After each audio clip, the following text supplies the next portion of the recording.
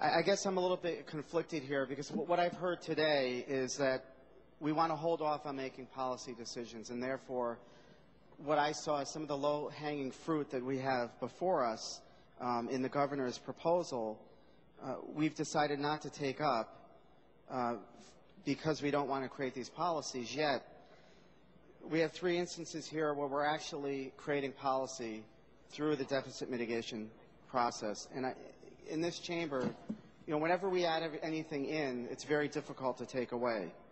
In particular, that provision, Section 33, that's adding in these benefits, is a cost that we haven't annualized, that projected out will continue to cost us additional money in the future that we currently don't have.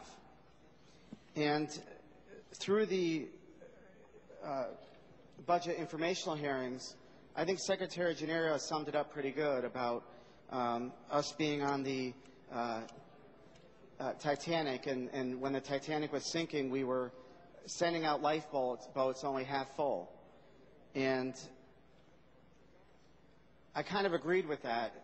Looking at this package, we may very well be sending out lifeboats that are half full, as opposed to taking the opportunity to mitigate the deficit that we know that's before us right now today, which exceeds $350 million.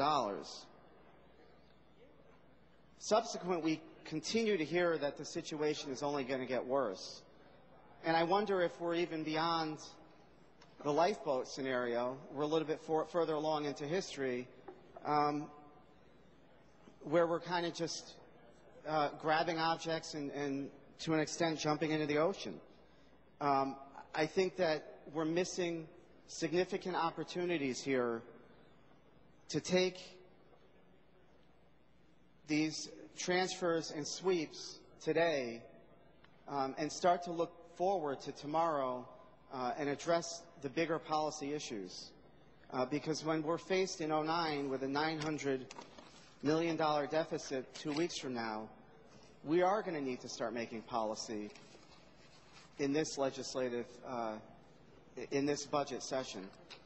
And I am concerned with these other items where we're essentially creating additional expenditures for the state of Connecticut in this deficit mitigation process. I'd hate to start this precedent. We're going to be here many more times throughout this session, and I think we are setting a terrible precedent by actually putting more spending into a bill that's supposed to be reducing spending. Thank you, Mr. Speaker.